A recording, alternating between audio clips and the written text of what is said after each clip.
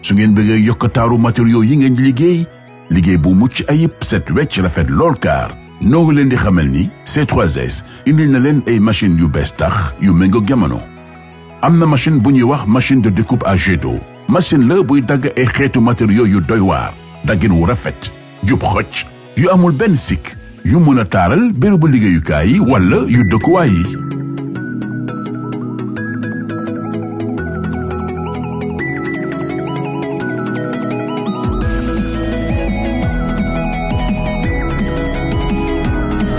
am nañ itam beneen machine bu bees nga xam ne liggéeyam ngir rataxal ba du am benn ñagas-ñagas ci bépp verre bu mu mënti doon teg ci nag daf leen di setal ba ñu set wecc leeral leen ba ñuy melax finition bu doy waar bu yéeme.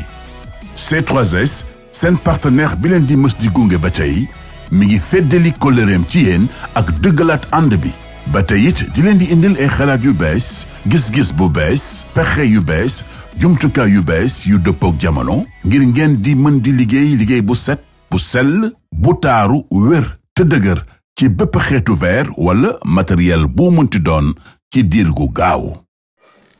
salaamaaleykum wa rahmatullahi wa barakatuhu mbokk ñu topp di ñu déglu à travers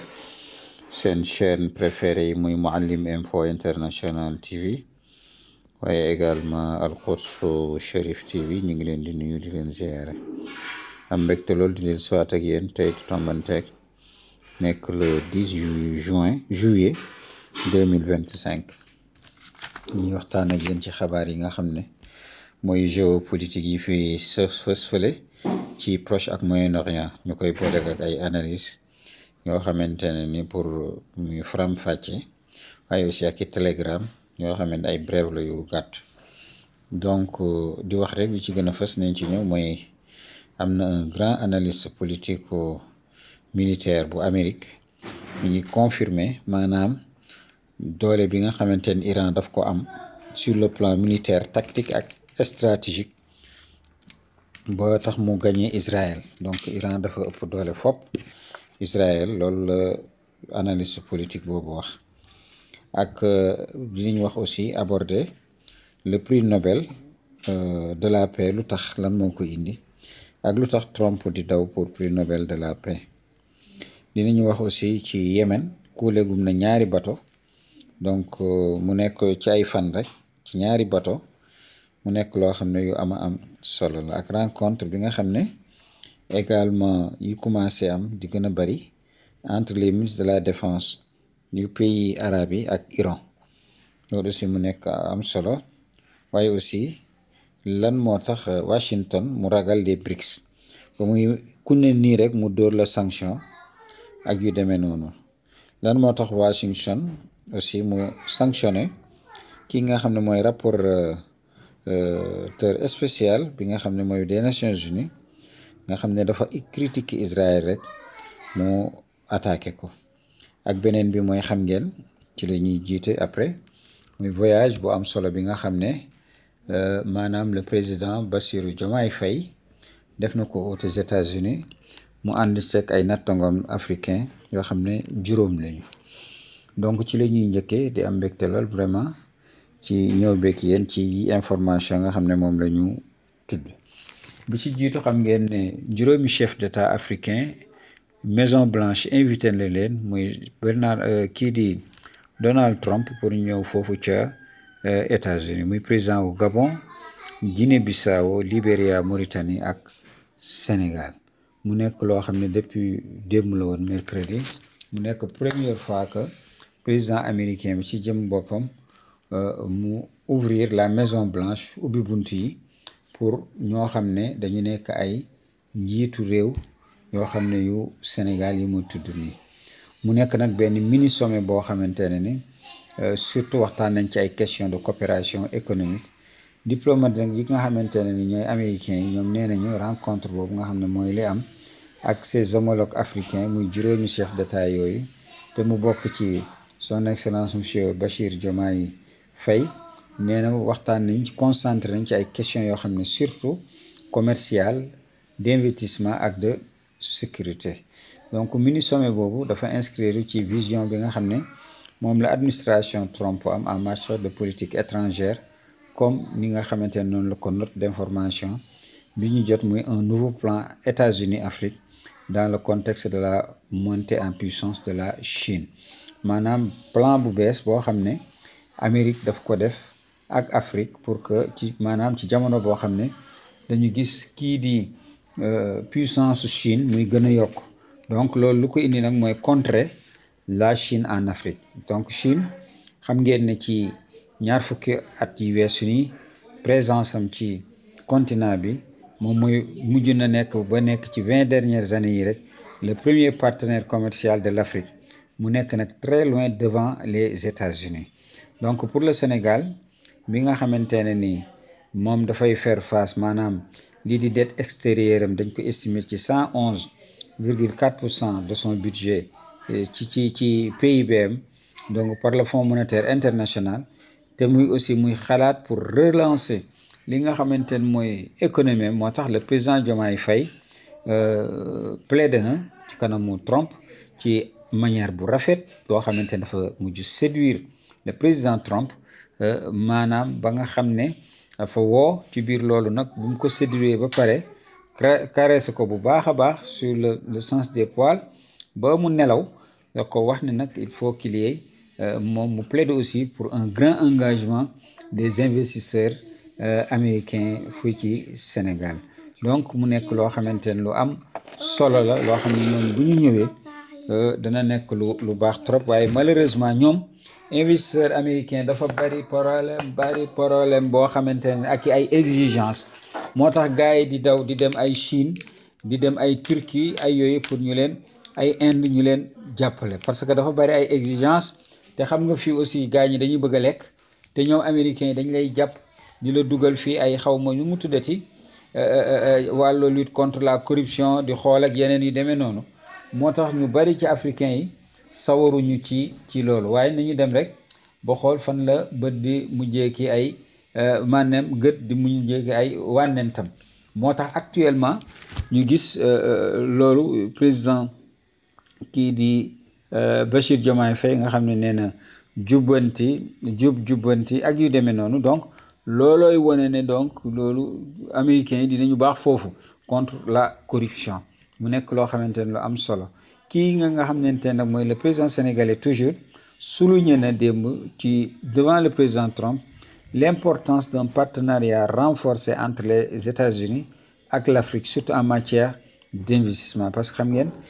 économie moom li ko yor c'est l'investissement mooy al istismaraat moo am ñoo xam ne al ajnabi dañuy jël seen alal soit ñu nekk ci dëkk bi fii wala nekk bitim réew ñu ñëw jël seen xaalis dugal ko ci li nga xamante ne mooy koom bi donc loolu nag mu daje démb bi nag nekkoon na occasion boo xam ne ci le chef de l'État bi nga xam ne mooy bu Sénégal muy wane li nga xam ne mooy opportunité yi nga xam ne maanaam intihaza furas yi nga xam ne kii di Sénégal am na ko te kii di maanaam États-Unis dana ko war a mën a intéresser trop donc loolu nag mu nekk lu am solo ba pare teg ci mu saluer moom le président kii di Bachir Diomaye Faye les efforts diplomatiques américains pour la paix sur le continent donc ci allocution mu nekk loo xam ne lu am solo loolu nag mu bëgg ci lool ki nga xamante ne ni mooy kii di Donald Trump ak importance partenariat bi ñu waxoon nga xam ne dañ ko war a renforcer entre les États-Unis ak l'Afrique donc notamment en matière d'investissement donc ba tax na même gis nga même USAID am na ci ay yoo xamante ne ni Amérique ci jëmu boppam daf ko jëloon ne dafay dagg lépp waaye ci Sénégal moom dafa bàyyi bu Sénégal bi suspendre ko donc loolu aussi muy wane beneen maanaam position Sénégal ci États-Unis donc mu nekkoon événement boo xam ne bu am solo ci wane li nga xam ne l'opportunité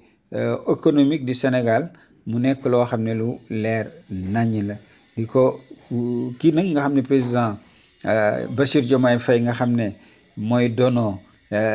Macky Sall nekk dono kii di Abdoulaye Wade nekk dono Abdou Diouf nekk doon Senghor mënuñu def lu dul nii parce que dafa laaj yeewute xam li xale yi naan mbong nga xam bu ñu la nee ban heure a jot doo xool sa montre waaye da ngay xool li nga xamante ne moom la jamono bi laaj. Donc loolu la def mu qualifié d'honneur d'être présent à la Maison Blanche ak yu demee noonu ak li président bi sur le plan diplomatique succès diplomatique yu incroyable gis nga c'est bien comme yu obtenu en République démocratique du Congo RDC par le président Trump nga xam ne moo permettre loolu nga xam ne mooy guerre de 30 ans mu nga xam ne ñu bari dee nañ ci mu génn ci. xam ngeen échanges commerciaux yi nga xamante ne moo entre les États-Unis ak le Sénégal moom mi ngi toll ci 586 millions de dollars en 2025 muy tombanteeg 350 millions de dollars moom d'exportation américaine et 235 1 million de dollars boo xamante ne d'importation américaine. Donc jëndante beeg ak kii bi yëkkatiwul noonu bu baax te yi mën na ko yokk genre rajo yu mel ni entre les deux chefs d'État. Donc en comparaison échange ak Chine di nga gis ne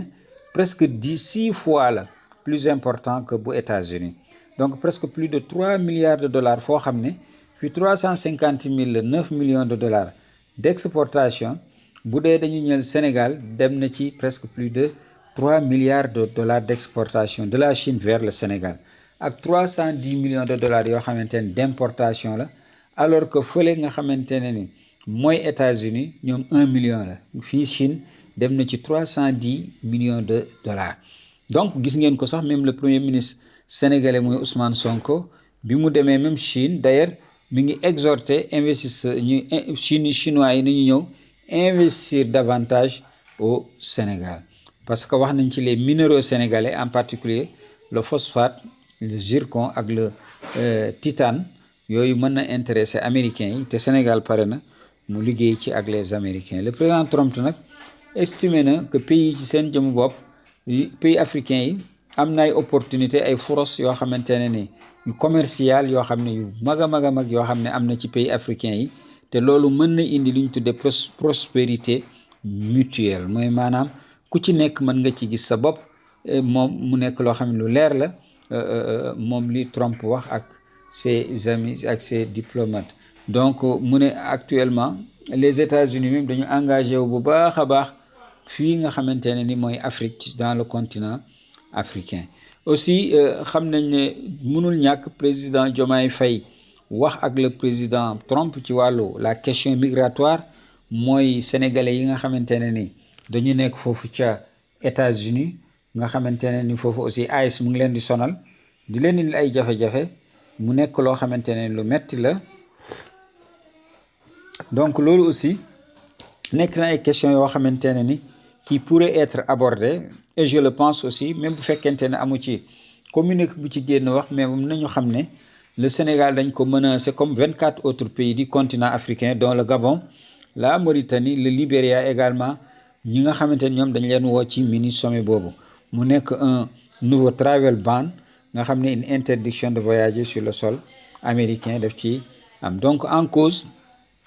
interpellation presque plus de 20 000 Sénégalais ci frontières mexicaines yi avec les États-Unis entre janvier et juillet 2024. Donc mu nekk document boo xamante ne di ministère américain de l'intérieur moo wax loolu. Donc question bi est très sensible nag pour le pays donc presque bu ngeen dee xool y a 30 000 ressortissants yoo xamante ne ni Sénégalais dañuy dund foofu ci États-Unis et donc ñëpp xam nañ ne contribution financière bi ni ñuy yónnee xaalis fii ci Sénégal dafa vital lor parce que dafa nekk puisqu'elle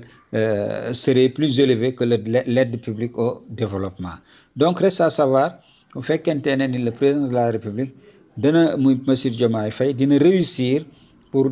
que mu Donald Trump mu mën a def ay concessions ci wàllu migration ci Turquie sénégalais yi foofu ci États-Unis waaye aussi pour wàññi taxe 10% de douane droit de douane yi nga xam ne kii di Donald Trump daf ko imposer aux importations en provenance du Sénégal. Donc mini sommet boobu de Washington donc daf ko présenté comme mu nekk la première grande initiative africaine du second mandat du président de Donald Trump. bu un président kii xam ngeen ko lors de son premier mandat avait qualifié de pays de merde les pays africains donc gis ngeen ko moom noonu la mel donc mu nekk nag loo xamante ne lu am solo parce que sax am na un autre sommet plus large boo xam ne entre les États-Unis ak l'Afrique mën na nekk à la marge en septembre à la marge de l'Assemblée générale des Nations Unies à New York mu nekk loo xam ne lu am solo donc kii nga xam ne président Faye moom it appelé na jàmm sécurité am parce que ñaar yooyu mooy condition yoo xam ne mënul ñàkk pour que mu am un développement économique un essor économique boo xamante ne dafay am donc moom ci jëmu boppam mi ngi réitérer le soutien de l'Afrique aux initiatives visant à restaurer la paix au Soudan en Libye ak dans la région du Sahel wax na ne aussi Sénégal terre d'opportunité la pour les investisseurs américains donc loolu mu nekk loo xamante ne lu am solo mooy loolu mooy résumé li nga xamante ne moom leen wax ci voyage boobu nga xam ne c'est un voyage historique entre le président Diomaye Faye dem fa mu nekk loo xamante ne lu am solo te njëriñ rek la mën a jur surtout États-Unis am na yu bari daf ko privilégié ci Sénégal donc moo tax dem na ba gis ngeen ci kiyam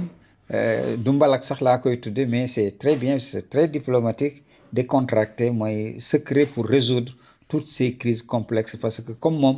loolu la bëgg moom Donald Trump dóor ko boobu bu ko defee li nga bëgg ci moom nga am ko ci moom parce que ku bëgg cerey njaboot da ngay fab doom ja donc wax nañu aussi ci ba ci maanaam créer ay golf fii mu ñëw fi parce que Donald Trump loolu daf ko neex donc mu nekk loo xamante ne ni dafa am solo parce que nee na yooyu yëpp ça exige concentration ak précision mu nekk des qualités essentielles pour un grand leader comme Trump donc ak la possibilité d'un investissement dans un terrain de golf loolu yëpp mu nekk yoo xam ne yu am solo ñëpp xam nañ ne aussi l'accessibilité du Sénégal xam nga diggante moom ak États-Unis dafa jege lool moo bokk na ci pays yi gën a jege États-Unis New York Miami Europe ou le Golfe donc mu nekk loo xamante ne lu am solo leen rek moo ci li ci yàq tuuti mooy président Trump dane président Mauritanie mu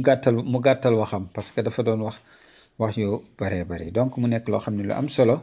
donc en résumé voyage la boo xam ne bu am solo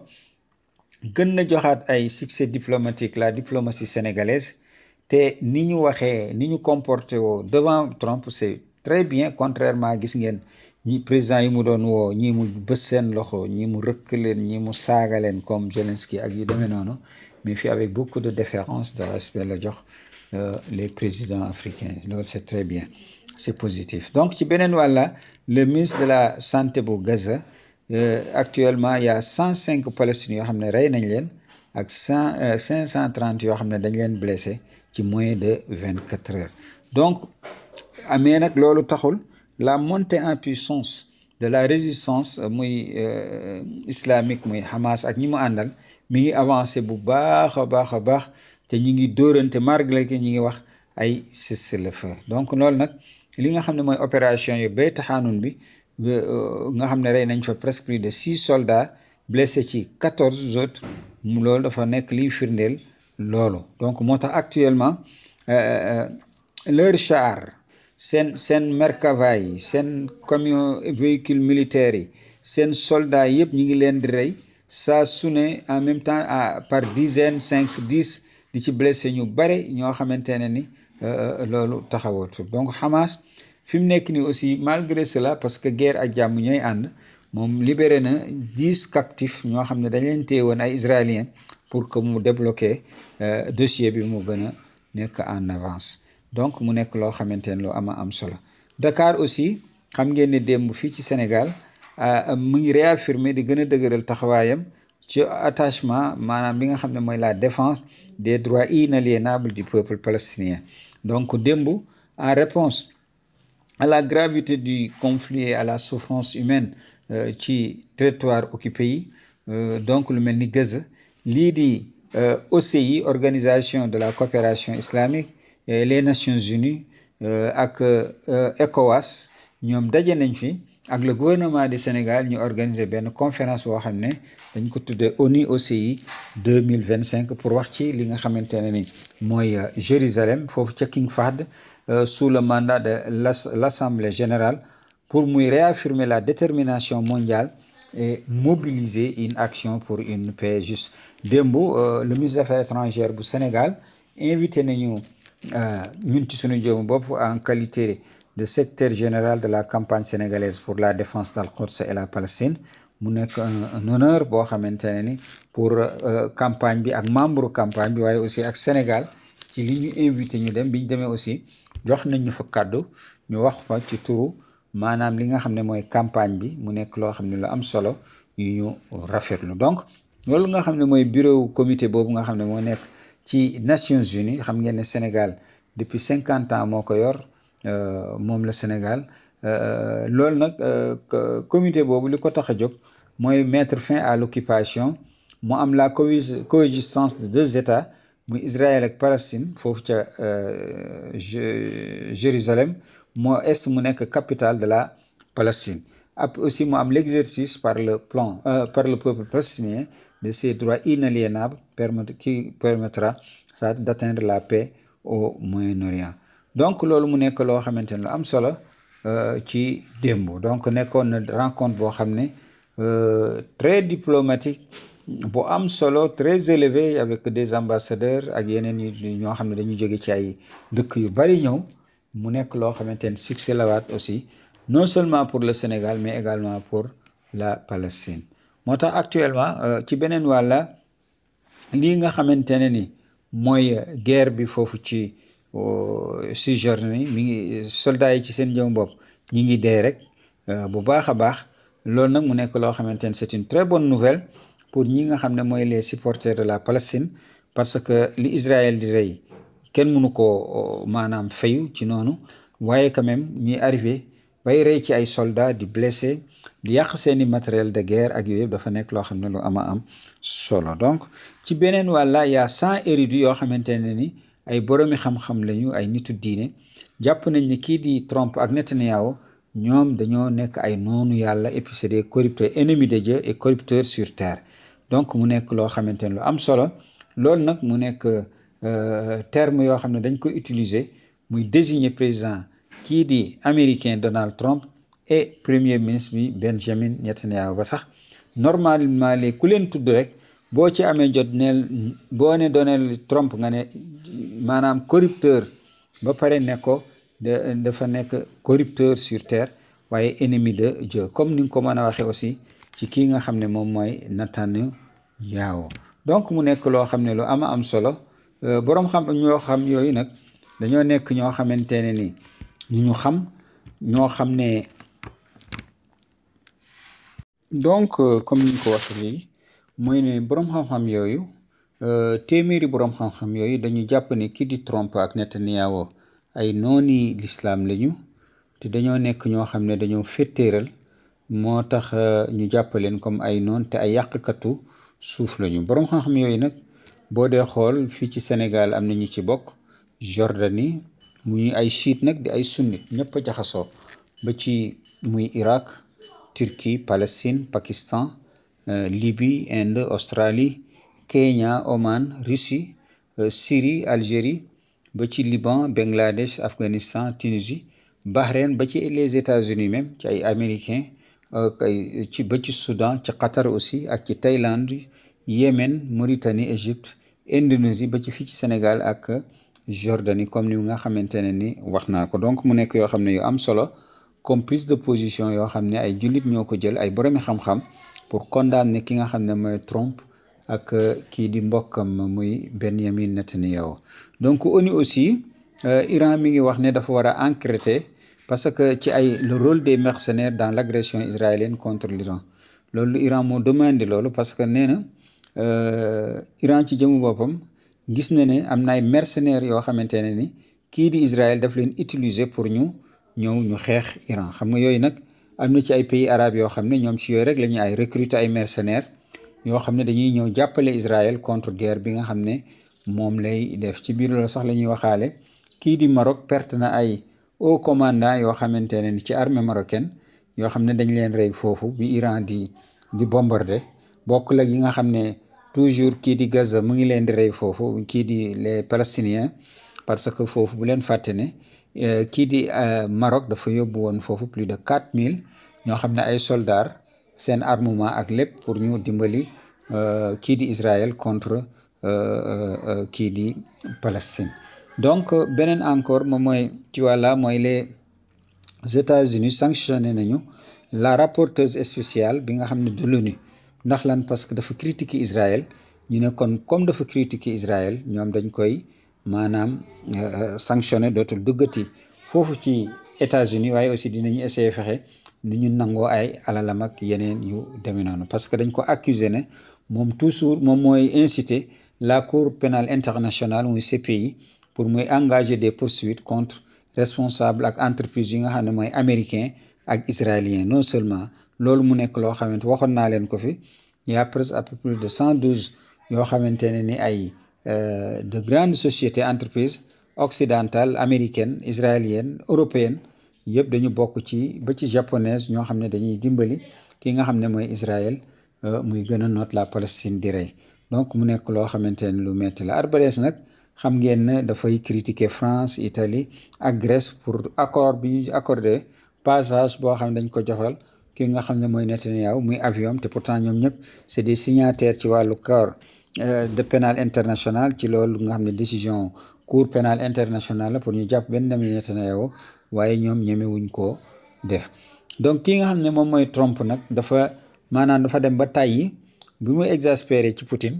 tàyyem nag moom moo tax léegi nañu soutenir ki nga xam ne mooy Ukraine te envisager sax ay sanctions yoo xamante ne contre kii di Poutine. waaye xam nga Amérique moom kooku Amérique amul benn crédibilité Amérique fi mu nekk nii luñ la wax du am maanaam seen dafa am l'érosion de ce qu'on appelle la confiance mais également de la fiabilité de Trump ak l'administration de Trump parce que moment bi ñuy wax ak yow waaw moment boobu la ñuy wax déedéet donc doo comprendre ñii la ñuy def lan la. moo tax kii di tey mu ne am naag Poutine c'est un grand tir suba mu ne nag ko tuuti la moo tax amul benn problème. directeur DGSE nga xam ne moom mooy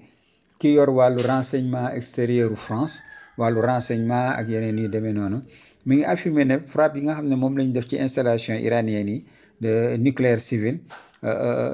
dina tax programme nucléaire u Iran mu reculer ko ci maanaam ay mois. xam nga ñoom dañuy fen seen fenu bopp ba pare di retourner waat naan leen kaa leen ñu négocier dégg nga nee na stock d'uranium boobu nag presque amul lu ko laal nag semble être les stocks semble presque intact selon le renseignement français. loolu moom lu leer dafa mel ni nga ne ndax géej bi am na ndox donc mu nekk loo xamante ne lu am solo la. beneen bi mooy Washington lan moo tax mu ragal waa BRICS yi parce que gis nañ ne BRICS yi seen ñi ngi renforcer di gën a élargir ci yeneen pays yoo xamante ne ñi ngi ci sud global. xam nga bu ñu ne sud global mooy tey li représenté woon depuis le sommet de Bandung defe naa 54 ou 56 ci Bandung foofu ci Indonésie fële ay affaire u tiers-mondisme génn ci wàllu géopolitique ak li nga xamante ne mooy l'Occident collectif nga xamante ne ni mooy États-Unis France Europe ba ci Japon Corée du Sud yooyu yëpp ay c'est le sud global. loolu nag dafa nekk loo xam ne lu am solo tey ñuy gis renforcement bu nga xam ne les BRICS dañ koy am. loolu nag moo tax les États-Unis di tirer la sonnette d'alarme maanaam jaaxle commencé di ëbbalee ka indi ay bruit. donc parce que Washington ci jëmu boppam gisul groupe boobu nga xam ne mooy les BRICS comme mu nekk un simple alliance économique waaye mais désormais une menace pour l'ordre mondial qu'il dirige parce que ni nga xam ne moom noonu lay diriger monde bi fi mu nekk nii force bi presque nga xam ne 42% la ñu ci l'économie mondiale léegi daf leen menacé. moo tax porte-parole Maison-Blanche muy Caroline Leavitt moom déclaré na que le président américain muy Donald Trump moom dafa déterminé faire en sorte que les États-Unis soient traités équitablement sur la scène internationale. kon ñi ñàkk nañu fexe parce que yéen a amoon doole lu leen neex yéen a koy def léegi nga naan ñu traité la au même pied équitablement c'est quoi ça te yaa doon séddale ko donc yow am nga problème donc mu souligner ne les BRICS ñoom li ñu bëgg mooy affaiblir les intérêts de Washington c'est normal parce que da nga yàgg maanaam nooju nit ñi di leen indi ay problèmes yu kenn xamul et qu'il était prêt à prendre toutes les mesures nécessaires pour empêcher d'autres pays de profiter des États-Unis et de leur population donc loolu mu nekk loo xamante ne mënul ñàkk moo tax le président américain bind na ci réseau social bu Truth Social mu ne bépp pays boo xamante ne dafay aligné ànd ak les politiques yi nga xamante anti-américaines des membres des BRICS moom dinañ ko soumettre benn tarif boo xamante ne ni douanier lay doon tarif boobu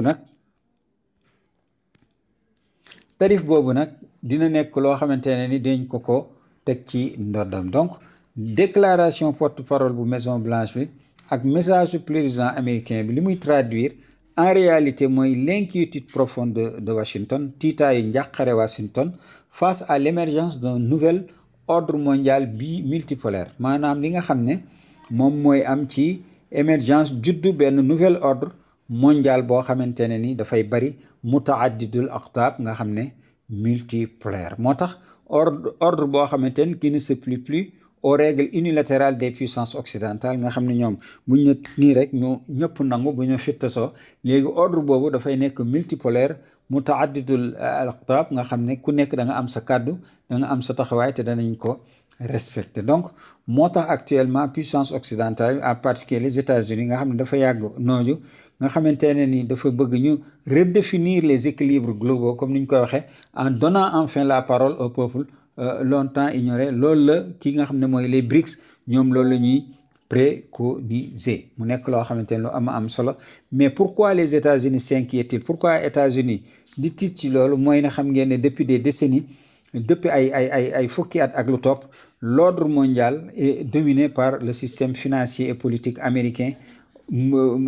moo ko dominé ak le système SWIFT nga xamante ne ni mooy seen MT yooyu nga xam ne dollar ak euro nga xam ne day obliger les pays obligeant les pays plus petits à évoluer dans les cadres définis par Washington donc ci contexte boobu ci la am émergence ci lay juddu ay organisation comme les BRICS nga xam ne fondement bi fi mu sëslaay bi mooy indépendance politique ak économique vis-à-vis de l'influence américaine donc c'est ça mu nekk muy constituer une remise en cause naturelle de l'hégémonie des États-Unis ce qui provoque une réaction ferme de Washington moo tax kii di Trump muy wax waaye Trump day daanu parce que gisoo même dernier budget bi mboolem luy social rek muy éducation sociale lépp Trump daf ko dindi ba bu ngeen gisee fii ci Texas problème bi grave moi je ci recoupement budgétaire mës naa ci def benn waxtaan te dina indi ji problème ça je l'ai dit même ma ne leen dina am problème parce que même ci wàllu météo service bi ko doon yor ak yeneen yi nga xam ne mooy yii pour pompier yëpp Trump dafa coupé yooyu dugal ko ci défense te loolu nag fu mu mës a am ci réew rek bu catastrophe amee rek dañ koy gis moo tax États-Unis fi mu nekk ni mu nekk ci problème yu rëy garab yi manqué hôpitaux yi da ngay dox des heures pour trouver centre de santé boo xamante ne ni mën na jël en charge yooyu dinañ ci def benn kii boo xam ne bu spécial parce que j'ai fait un dossier là-dessus donc boo préparé leen ko donc yooyu mu nekk loo xam ne day wane ne États-Unis fi mu nekk ni mi ngi effondré wu donc gis ngeen dollar bi nekkatul valeur refuge ñeneen ñi ñu ngi seeni bon de trésor ñu ngi koy jaayaat donc pour rek rëcc ci li nga xamante ne mooy bu effondrement amee de l'état profond nga xam ne tey jël na presque 5 000 milliards de dollars ci dette boo xam ne supplémentaire au total il y a 350 milliards de dollars yoo xamante ne ni Amérique moom la am ci wàllu dette bi nga xamante ne ni mooy dettu extérieur global bu des États-Unis donc loolu mu nekk loo xam ne lu garaaw a garaaw la pour l'économie américaine moo tax les BRICS tey nga xam ngeen ne kii di Brésil Russie Inde Chine ak Afrique du Sud ñoo ko njëkk a taxawal tey dem na ba commencer di transformer mu nekk bolet boo xamante ne géopolitique d'influence croissante ba Iran ñëw na ci lu mel ni Émirats arabes unis ñëw na ci Égypte Éthiopie ñëw na ci am na ci ay dëkk yu bari ñu ngi commencé di dugg di tàppe porte bi di daw li nga xamante ne mooy l'Occident collectif nga xoolaat ci beneen côté boobu nga xam ne mooy BRICS dafay attaquer la domination li ñu tuddee di dollar muy wane ay une réforme de système boo xamante ne ni onusien également boobu daf koy soxla aussi muy BRICS muy créer ay institutions financières yoo xam ne dafay indépendante comme la nouvelle banque de développement muy NDB ak di promouvoir la coopération sud-sud comme ni Sénégal def ak Chine waaye ak Iran aussi wala ci Inde wala ci Turquie muy proposer de faire une alternative crédible aux institutions internationales dominées par les États-Unis à savoir les institutions de Bretton Woods muy tel que le FMI Fonds monétaire international ak la Banque mondiale nga xamante ne famille Rothschild daf ci am doole lool. Donc moo tax d'un autre côté les États-Unis qui pendant des années dañu profiter ci privilège du dollar ak d'outils comme les sanctions saa yu leen neexee rek ñu dóor la sanction mu mel ni kuy séddale sa maafe mu nekk loo xam ne lu doy waar la les tarifs douaniers ak les menaces pour orienter les échanges mondiaux à leurs avantages se trouvent désormais fi mu nekk nii confrontés à un obstacle majeur avec la montée en puissance des BRICS. Xam ngeen ne ci semaine bii rek la ñu daje woon Brésil waa BRICS pour maanaam gën a defaraat seeni mbir kii di Royaume-Uni nag ak France kooku beneen information la nee nañu prêt nañu ñoom ñaar coordonner seeni action pour la dissuasion nucléaire et protéger l'Europe donc de toute menace extérieure nga xam ne ki ñu ciy jublu mooy la Russie ba tax na sax Allemagne jamono yi comme moom dafa signé woon yooyu du ci dugg waaye mi ngi doon wax ne ces politiciens yi ne il faut que ñoom it ñu am seen nucléaire bopp donc loolu aussi mu nekk lu am solo kii di Trump nee na moom dafa kii di l'ambassadeur des États-Unis ci Israël nee na il était dans tous les bunkers possibles il courait d'un bunker à l'autre mais il est toujours parmi nous dégg nga de mu ne président ambassadeur bu États-Unis foofu ca état ci foofu ca Israël moom da doon daw rek waaw parce que bii da doon jooy rek moom it moom muy jooy rek gis nga moo tax nu ñu ragale see yahut la da doon jooy di jooy muy Mike Huckabee di jooy di kañ laay mucc fii kañ laay daw attaqué nañ ma parce que aussi missile iranien dafa attaqué benn seen miiru consul bi ba détruire ko moo tax mu gën a dof nag moom la kii di Trump di tooñ ne ko mais daw na ci bunker bu nekk pour làqatu waaye alhamdulilah mi ngi ak ñun ñi toog donc Trump muy confirmer que ambassadeur am en Israël muy Mike Huckabee bi dafa doon daw di pour ay abri pour musal boppam ci frappe représailles iraniennes yi contre le régime sioniste donc moo tax l'Iran actuellement ci beneen wàll mi ngi woowaa BRICS ñu diriger la réforme de la gouvernance mondiale al islah al hawkama al alamiya donc le ministre iranien des affaires étrangères mooy Abbas Araghchi moom dem na Brésil xam ngeen ne ci 6e sommet bu BRICS mu salué na bu baax nag la condamnation des récentes attaques israélo-américaines contre l'Iran mu nekk loo xam ne lu am solo Iran nag mi ngi démontrer toujours sa puissance militaire face à l'agression américano-sioniste kooku le chef d'état-major général des armées bu Iran moo wax ni mel te nee nañu ñi ngi pare nag bu baax a baax ki nga xamante ne ni mooy Israël loolu nag mu ngi koo xamale dans un entretien téléphonique boo xam ne def na ko ak le ministère qatari de la défense muy Khaled Ben Mohammed Al Atiya mu le général de division Abdourahman Al Moussawi moo ko def mooy le chef d'état-major des forces armées iraniennes donc mu doon wax ci bilan wu guerre de 12 jours yi nga xam ne imposé à l'Iran loolu nag mu nekk lu am solo waaye aussi gis ngeen rencontre ministre des affaires étrangères bu Iran ak ki nga xam ne mooy Mohammed Ben Salman ak le ministre des affaires de la défense bu saoudite ñu waxtaan ci entretien yoo xamante ne ni seen relation bilatérale ak l'évolution régionale mooy situation bi ainsi que les efforts en cours pour y faire face lan la parce que américains yi fi mu kii di naar yi fi mu nekk dañoo tiit parce que xam nañ ne Israël mënul ci ñoom dara mënatu leen aar te Iran mooy yor doole bi moo tax doole rek waaw nit ñi daal lu ñuy util doole mooy li ko jiitu mooy xam-xam mooy joxe koom mooy jox fi ngay aw moo lay musal moo lay dugal ci yenn yi ba nga mën a ci génn ci sa bopp moo tax Mohammed Ben Salman moom ci jëm boppam wax na yaakaar bi mu am pour cessez-le-feu am foofu ca Gaza et puis ñu créer ay conditions yu propices yoo xam ne dafay renforcer la sécurité ak l'stabilité dans la région te ñoom ñuy wax ni ñoom ñooy xam surtout les saoudiens waaw képp kuy ndagar wala ngay gumba da ngay gumbe wala ngay ndaataa talax yëpp dañ lay indi ci Arabie Saoudite foofu ci Makka bu ko defee nga yàq jikko yi lépp gis nga fi mu nekk nii y a des centaines de bars yoo xam ne léegi ubbi nañ ko foofu ak lieu yoo xamante ne de débauche ay fo caaxaan yoo xamante ne dañ ko fi indi pour que nit ñi gën a dëddu l'islam te foo xam ne dëkku rasulullah sallallahu alayhi wa sallam waaye ce qui yaa rek mooy maanaam la lâcheté des musulmans maanaam seen ñàkk solo ñàkk fulla ak fayda ak ñàkk ñeme moo yóbbu tey ñooñu mel noonu tey di leen diriger te dañu ne ñi nga xam ne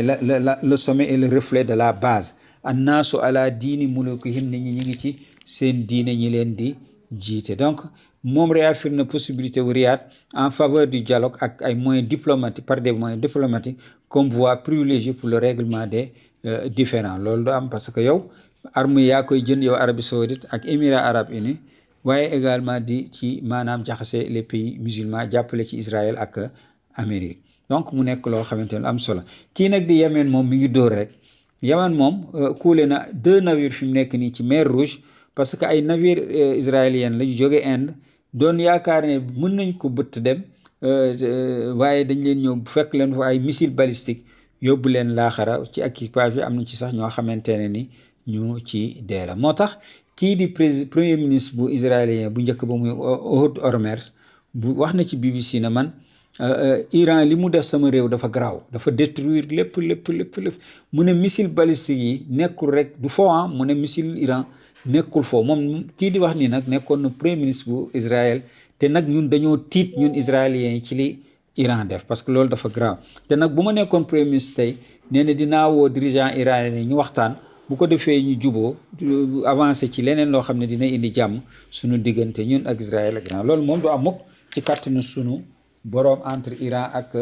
Israël Netanyahu nag mi ngi souhaité un avenir meilleur pour les Gazaouis pour génne leen foofu nga xamante ne ni mooy seen réew bu ko defee mu nekk loo xam ne lu doy waar nee na moom Netanyahu ak le président Trump ci Maison Blanche waxtaan nañu ba am na projet boo xamante ne moom la ñu am relocaliser les Palestiniens de Gaza te loolu waxtaan nañ ci ak pays arabes yi xam ngeen seeni xarit seen pays yi nga xamante ne ñoom ñoo ànd ak ñoom muy Arabie Saoudite Émirats arabes unis Qatar Égypte ak Maroc ñoo ñëpp ak Jordanie ak Bahreïn ànd nañu d'accord ne nañu fexe nu ñuy génne ñi nga xam ne ñoom ñooy nekk palestiniens yi yóbbu leen feneen bu ko defee on gère moo tax ONU nee na plus de 700 000 palestiniens déplacé nañ leen ci Gaza depuis mois de mars mu nekk loo xamante ne nag lu doy waar la mu nekk depuis bi nga xam ne le régime israélien sioniste rompre na son accord de cessez-le-feu avec le groupe de résistance palestinien muy le Hamas donc mu nekk lu am solo kii nga xam ne nag mooy Abbas Araghchi le ministre des Affaires étrangères bu Iran wax note na am na benn note bu mu publié par Financial Times mu ne bien que Iran intéressé wu na trop par la diplomatie conformément à ses principes inébranlables mais il existe toujours des raisons importantes de se méfier de la poursuite du dialogue avec les États-Unis parce que États-Unis neexul a defal dialogue parce que moment bi ngay préparer di wax ak moom moment yooyu lañ lay bombarder comme ni mu def Iran ci 6e round de négociation ñu dem bay waxtaan ba diplomate yi commencé déplacé wu mu ne ci Israël dóoral tu vois donc mu nekk loo xamante ne lu doy waar la chaîne télévision nag anti-iranienne bi Iran International ñii di Hanzala benn groupe de pirate la informatique moom dugg na fa ba yàqu foofu bu baax a baax parce que groupe boobu am na accès ci ces systèmes internes et puis divulgué na information yu confidentielles yu bari ndekete groupe boobu ñi ko doon financer c'est les Israéliens fii nag nga xam ne mooy Liban am na frag israélien yoo xamante ne dañul toujours Israël mi ngi attaqué ba mi ngi ciy blessé di rey ay nit loolu aussi nekk na loo xamante ne ni lu metti la te comme ni ma leen ko waxoon te maa ngi leen koy waxaat xeex bi actuellement entre ñoom ak kii di Hezbollah mi ngi xeeñ bu baax a baax te Hezbollah nee na dina duma Israël comme nu mu ko duma woon te am na capacité boobu xeexkatam yi pare nañu lépp mi ngi nekk à bonne disposition ñi ngi xaar pour rek li koy war a déclencher. Donc ce qui veut dire que gaz bi, mèche bi, almet bi, briquet bi yooyu yëpp mi ngi nekk di xaar ku ko ne kos rek mu ne kos. Donc beneen bi mooy ñu ngi gis Iran ci jëm boppam mi ngi gën a maanaam di renforcer militairement fi di Erbil. Erbil moo nekk ci nord ouest bu Iran foofu la gars yi de doon awee léeg-léeg parce que xam nga yaa l'Azerbaïdjan beneen bi mi ngi foofu yooyu ci Azerbaïdjan bi Iran la ñuy jógee mu Russie moom moo ko jëloon depuis dans les années 20 comme ça. léegi nag ñooñu moo tax actuellement am na ci sax ay yu drone wala yeneen israélien foofu la ñu doon aw pour attaquer li nga xamante ne mooy Iran. te fi mu nekk ni Iran mere na trop benn dëkk la woon waaw benn dëkk la woon Russie jël ko ci bi am en 90 moom ci la am indépendance am mais dafa ànd ak Turquie ak Israël di xotal Iran te boo moytuwul Iran dina ko nappaaje ci nu mu gën a gaawe te nii la Turquie nii l'Israël di ci man dara xamante nañu bu baax a baax. Donc di waxaat ci beneen wàlla mooy ne parce que l'Iran dafay prouver ses capacités pour affronter simultanément les États-Unis ak Israël. Donc Iran ci jëmu boppam nee na mën naa xeex dékku Israël ak ki nga xam ne moom mooy États-Unis ci benn jamono. kooku nag ki ko wax mooy ancien commandant en chef des gardiens de la révolution islamique moom moo wax ni mel ne gis ngeen dóor yi nga xam ne moom la ñu dóor Israël te biñ ñu tooñee ñook américains yi wane nañ ci tuuti xoymat nañ leen tuuti ci sunu doole. foofu nag nga xamante ne mooy Ukraine xam ngeen ne yaa 728 drones ak 13 missiles yoo xam ne armée russe wàcce na ko ci Ukraine mu indi loo xamante ne ni lu doy faar foofu. Donc mu nekk yoo xam ne yu am solo. Iran aussi mi ngi annoncé ne rey na ay 6 terroristes mi ngi jàpp ñu bari ci espion yi ak yooyu te ñooñu aussi ñi ngi joxe de très bonnes informations te nis tuuti rek di ngeen gis pilotes yi nga xam ne ñoom la ñu jàppoon yi F-35 yi ñoom dinañu maanaam ñi ngi leen di commencer di interroger te dinañu joxe lii nga xamante ne ni moom mooy information yu sensible yoo xam ne télévision iranienne commencé dinañ ko génne ba ñëpp xam secret yi ak fan lañ doon leen doté maanaam ay réserve fan la ñu aw ak yeneen yu demee noonu yëpp Iran daf koy aajoo parce que xam nga l'armée d'aviation maanaam armée aérienne bu Israël moom mooy bi nga xam ne mooy mener guerre yi toujours moo ci gën a importante moo tax am information yu mel noonu dafay nekk lu précieuse. yooyu bokk na ci sax yi tax ñu attaqué la prison d'Evin seet espion yi est-ce que duñ ci rey ñu bari ak ba ci sax bu yeboo ñii nga xam ne ñooy pilote yi loolu la ñu tuddee la doctrine Hannibal maanaam israélien nga rey ko moo ko gënal nga jàpp ko nañu leen rey benn yoon mu jeex bu ko defee kenn du am ci ñoom benn information waaye dañoo mujj saay ci yooyu. li envoyé spécial bu des États-Unis bu Moyen-Orient muy Steve Witkoff moom exprimé na keroog ci mardi ne dinañ peut-être mën a conclure benn cessez-le-feu entre Hamas ak le régime sioniste. Donc après 21 mois de guerre les États-Unis mi ngi investir 1,5 milliard de dollars dans le secteur militaire israélien dañ fa bëgg a def benn base bu Malwitz nga xam ne bu avancé lay doon pour au cas comme Iran fi mu nekk nii daf ko ëpp doole di ko nooju bu ko defee ñoom États-Unis dina mën a gaaw a ñëw porter au secours ki nga xamante ne ni mooy Israël. loolu nag programme boobu de construction militaire boobu en Israël dafay impliquer ay projets d'une valeur de plus de 1,5 milliard de dollars entièrement financés par l'aide américaine relève de nouveaux documents mais yooyu arab yi ñoom ñooy fay loolu ñoom ñooy génne xaalis boobu États-Unis moom dërëm du ci génn mu nekk loo xam ne lu am solo la pour ñu wax ko. Donc l'armée israélienne fi mu nekk nii nee nañu ñi ngi bëgg a lancer une opération spéciale foofu ci sud Liban acca dem leen yoon baag ngoog loolu mooy ubbi nag guerre bi ma doon wax nii ne ñi ngi koy xaar entre Israël ak kii di Hezbollah parce que loolu rek la ñuy xaar parce que ñi nga xam ne mooy le gouvernement bu Liban nga xam ne ay karawaatukat rek lañu dinañ seen yooyu xaw ma nu mu tuddati seen ñoll yooyu jël seen yooyu kenn xamul ñoom comme ñoo ne woon ñoom ñooy taxaw ci kanamu Israël défendre seen réew mënuñu ko tey kii di Hezbollah wane na à la face du monde daka la mëne ak muñam ak mën a téye boppam ba nga xamante ne ni kenn du wax ne suba yow yaa jalgati loolu la Hezbollah di ba te Hezbollah boobu moo leen ëpp comme ni ma koy waxee doole militairement ñooñu di ko bëgg a di ko nekk ci ginnaaw Amérique ak France ak Arabie Saoudite ak Qatar ak Émirats Arabes Unis Hezbollah moo leen ëpp doole wan na leen ko Hezbollah moo leen ëpp ay masse moo leen ëpp crédibilité même moo leen ëpp maanaam lii nga xam mooy légitimité même ci foofu dans toutes les mairies nga xamante du nord au sud ci dernière élection municipale yi Hezbollah moo ko gagné donc gis nga légitimité bu toll noonu ñoom amuñu ko donc parce que yaakaaroon nañ ne ak guerre bi légitimité boobu dafay wàññeeku bu amee élection waaye c'est le contraire qu'ils ont assisté loolu nag mu nekk loo xamante ni lu am solo la donc ci beneen bi mooy am na illusion de victoire benn journaliste israélien moo ko wax di dénoncer censure militaire bi nga xamante ne moom la kii di Tel Aviv di exercer lii di France Afrique nag débranché comme noonu lañ ko tuddee mooy na le Sénégal bi récupéré na dernière base militaire bi nga xam ne mooy bu France fii ci Afrique parce que xam ngeen ne depuis 1960 France daf fi amoon ay base en Afrique léegi nag y a une nouvelle ère de souveraineté et d'alliance fondée sur le respect mutuel bu nga xamante ne dafa am fii ci nga xamante ne ni mooy le continent africain mais malheureusement wala heureusement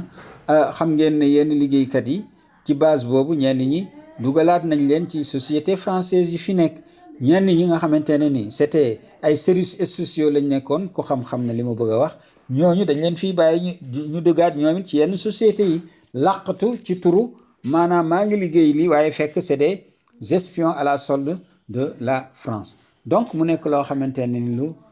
am solo kii nag nga xam ne mooy Netanyahu moom il fait tout fi mu nekk nii ci demam bi ci ak Trump d'après des informations nee na dañ ko may pour mu dóoraat Iran loolu la bëgg te loolu nag dafa nekk loo xam ne sëñ bi ku nekk na nga ko ñaan waaw ku nekk beer baaxul waaye pour fexe mu dindi loo xam ne danger boobu lay représenté muy moomu nga xamante ne ni moom mooy Netanyahu ak Israël il faut que mu dóor Iran te Iran du ko njëkk a dóor mukk ci kàttanu suñu borom waaye bés bu dóoree bu ko def foofu lañ koy mën a nag ñu raser ko parce que c'est ce que les Iraniens ont dit te yal na ci yàlla ànd affaire boobu moo am bu baax a baax donc benn mooy le prix Nobel de la paix xam ngeen ni Trump kii di Netanyahu wax na ko dama bëgg nga gagner prix Nobel de la paix prix Nobel boobu nag de la paix nga xam ne moom laa leen bëgg a wax tuuti tënkal mooy ne c'est une mission nga xam ne mission am initiale mooy de promouvoir la paix dans le monde maanaam fexe ba jàmm am est-ce que kon tey bu ñu doon bëgg a natt kii nga xam ne moom mooy kii di Trump est-ce que loolu dana mën a nekk non parce que animé na ay guerre te xeex yi nga xamante ne yëpp armes yi Israël moo koy def moom ci jëmu boppam moom moo koy joxe moo tax Israël attaqué Syrie moo tax Israël attaqué Iran donc bu amee li ñu tudde moom tey ñu jël ko def ko mu nekk koo xamante ne ni dafa am prix Nobel de la paix ce qui veut dire que donc tey éloigné wu génn nañu sori nañu de sa vocation pour devenir une récompense à caractère politique te loolu du nekk lu am solo parce que quand ki bi nga xamante ne ni mooy kii di Alfred Nobel créé na lu mel noonu c'était à ses propres frais alalam ak ci ay turam le créé benn prix boo xamante ne dafay couvrir 5 domaines scientifiques waaw donc yoo xamante ne kenn xalaatul ne woon benn bis prix Nobel boobu de la paix serait remis à des personnes qui n'ont rien fait defuñu dara pour la paix pour le rapprochement des peuples wala ñuy promouvoir la paix dans le monde mais qui au contraire dañuy participer pour servir des causes contraires à cette paix moo tax d'après testament bi nga xamante ne ni moom mooy kii di Alfred Nobel mooy prix de la paix boobu dañ koy récompenser ay nit ñoo xamante ne ni durant ay at ñu ngi œuvrer de façon remarquable pour renforcer la fraternité entre les peuples réduire les armées permanentes ou promouvoir la paix dans le monde donc prix boobu dañ ko war a attribuer jox ñoo xamante ne ni benn comité de 5 membres désigné par le Parlement norvégien en toute impartialité uniquement dans l'intérêt de la paix mondiale alors que actuellement ki nga xam ne mooy Trump mu ne damay nangu Groenland damay nangu Canada damay nang Panama dama Iran nañu génne li nga xam ne moom mooy régime am nañ ko daaneel te loolu yëpp kàddoom a ngi fi lépp a ngi fi après ñu war a retourner joxaat ko loolu c'est qu'il y a donc une hypocrisie internationale donc moo tax prix boobu mu nekk loo xamante ne ni dañ ko war a jox koo xam ne dafa war a taxaw pour la paix mais au fil des temps gis nañ le prix Nobel de la paix éloigné de trop de sa vocation initiale pour devenir un outil au service des intérêts politiques des pays occidentaux muy servir même à faire pression sur les États avec lesquels ils entretiennent des hostilités de longue date à tel point qu'il est désormais actuellement difficile de le considérer comme un prix crédible. Donc il est souvent attribué à des figures occidentales controversées, parfois responsables de graves exactions, soit à des dissidents de l'Est prêts à servir les objectifs des puissances occidentales contre leur propre pays. Donc c'est des espions. Voilà un prix qui, à ce rythme, mériterait plus de s'appeler le prix Nobel politique au lieu de prix Nobel de la paix. Donc malheureusement Trump ku mel ni Trump mi ngi ci liste d'attente bi te bu kenn jaaxle même kii di Netanyahu ëllëg mu ne daf ci bokk. Donc loolu nag Donald Trump xam nga ko évoqué na lu mel noonu la première fois en 2018 comme candidat au prix Nobel de la paix, notamment te gis ngeen def na ay jëye yu bari ay guerre ak yu demee noonu, surtout bu muy rencontrer le dirigeant nord-coréen et de sa prétendue contribution à la réduction des tensions en Asie de l'Est. Mais rencontre boobu réellement favorisé wul woon la paix. Donc experts yi actuellement estiment qu'aucun accord concret ni durable n'a été conclu, ñëpp xam nañ ko, à l'issue de cette rencontre, et que lii nga xam ne mooy tension régionale yi ak yi nga xamante mooy course aux armements toujours mi ngi poursuivre, kenn amul benn lu ci taxaw. Donc ci année suivante yi gis nañ ne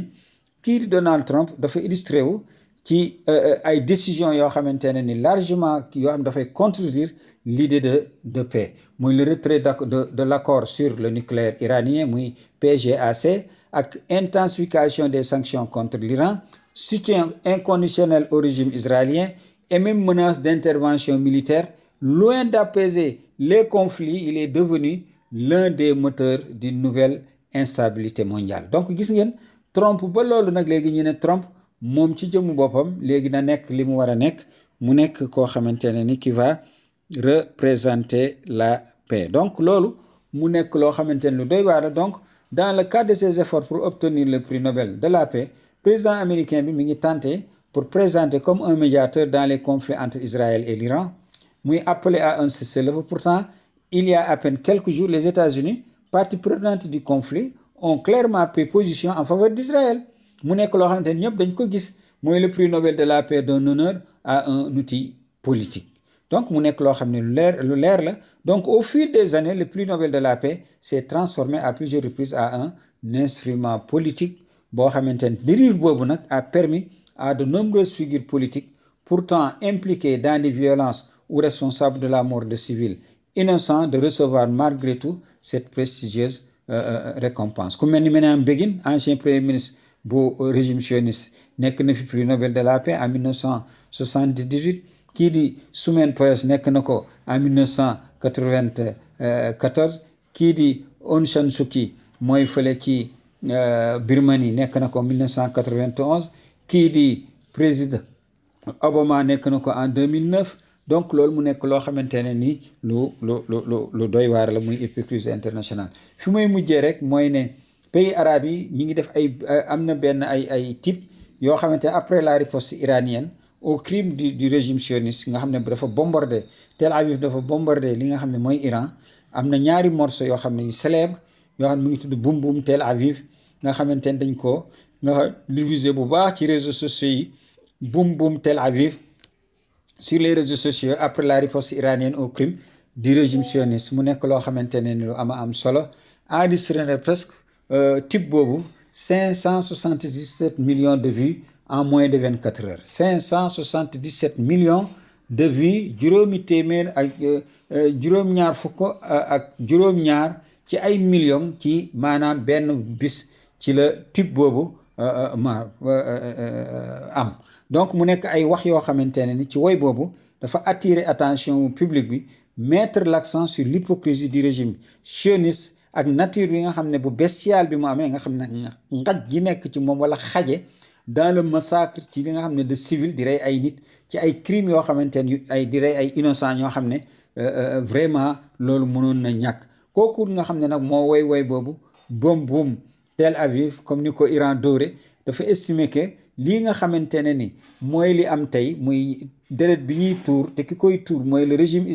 israélien nekk mu nga tey ñëw na mu faire face à ses conséquences mooy li nga xam ne mooy bon boobu mu am ay missiles yu Iran ñëw illuminer foofu yëpp maanaam mu taal lépp luy lii di asamaanu Tel Aviv bu ko defee nit ñi di mu nekk loo xamante ne lu am solo la donc looloo déclenché c'est moo tax utilisateurs yi nga xam ne ci réseaux sociaux yi dañuy exprimer des réactions variées à cette chanson. L'un d'eux a écrit boum Tel Aviv transmet un message fort et une voix sincère qui reflète les émotions du peuple face à l'injustice. mu nekk loo xam ne lu am solo mu nekk ay wax yoo xamante ne yu touchantes des paroles sont touchantes et son interprétation déborde de passion et de succès. mooy ma wax ci tuuti ci texte bi boum Tel Aviv mu ne ce qui t'est arrivé à cause de tous tes actes diaboliques boum Tel Aviv, tu l'as acheté pour toi-même, maintenant c'est à ton cours de saigner. Boum Tel Aviv, ce qui t'est arrivé à cause de tous tes actes diaboliques, tu te moquais des enfants morts, mais maintenant c'est toi qui es la cible. Les cibles iraniennes ont illuminé tout le ciel de ta ville et tu prétends être la victime et tu dis que tu n'es pas celui qui a déclenché cela, mais le monde entier voit que tes mensonges sont risibles. Maintenant, toi aussi, tu ressens la peur comme les Palestiniens. Quel effet ça fait quand une bombe tombe sur tes civils? Tu aurais pu empêcher tout cela si tu l'avais voulu, mais l'humanité n'a jamais rien entendu de vous, les Juifs. Boum Tel Aviv, c'est ce qui t'est arrivé à cause de tous tes actes diaboliques. Boum Tel Aviv, tu l'as acheté pour toi-même, maintenant c'est à ton tour de saigner. Boum Tel Aviv, c'est ce qui t'est arrivé à cause de tous tes actes diaboliques. Boum Tel Aviv, tu l'as acheté pour toi-même, maintenant c'est à ton tour de saigner. Boum Tel Aviv. Donc c'est ce qui t'est arrivé à cause de tous tes actes diaboliques. loolu nekk loo xam ne woy boo xam ne am na 570 millions de vues en moins de 24 heures. mu amaat beneen boo xam ne bu ci am solo la boobu mi ngi naan bye Israël ila jahannam, bye Israël ila jahannam, bye Israël ila jahannam. mooy maanaam ñu ngi au revoir Israël, yaa ngi dem jahannam ndax missilu iranien yi. donc mu nekk loo xam ne lu am solo la mbokk yi. lii lañ leen indiloon à travers Mouhalim Info International. di leen nuyu ak mbégte lool bi ñu am ci ànd bi ñuy ànd ak yéen di à travers aussi Al Quds Cherif TV di mu nekkoon njàngat sur le plan géopolitique géostratégique ci lii nga xam ne moom mooy situation bi nekk Proche ak Moyen-Orient. di leen jox daje ba suba. yi nga xam ne ay sujet la yu ñu jotul woon développé xam naa suba buñ ci yàlla maye dinañ ci ñëwaat. wassalaamu aleykum wa rahmatullahi taala wa barakaatuh.